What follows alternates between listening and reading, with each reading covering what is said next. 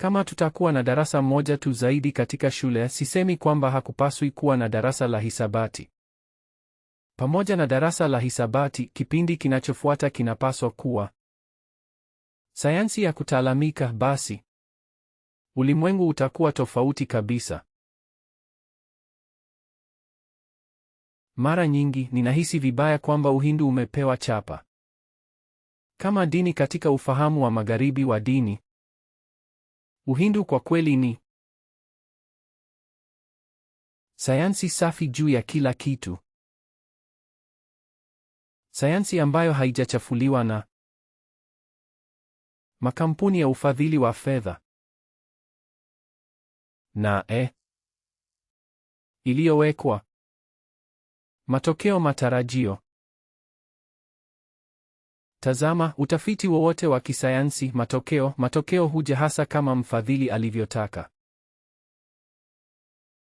Yeyote anayefadhili utafiti au uchunguzi, matokeo yoyote anayotaka ndiyo tu yanayotoka. Na usiniulize jinsi gani. Sitaingia katika maelezo hayo. Lakini dhama ya Kihindu ni safi kabisa. Sayansi safi. Ndiyo maana alama ya nyota Rishis, alama ya nyota wetu, inamilikiwa na jamii nzima au kufadhiliwa na mtu fulani, kuathiriwa na mtu fulani. Waliketi sehemu na alifanya yote akiwa amekaa sehemu hiyo ya sayansi ya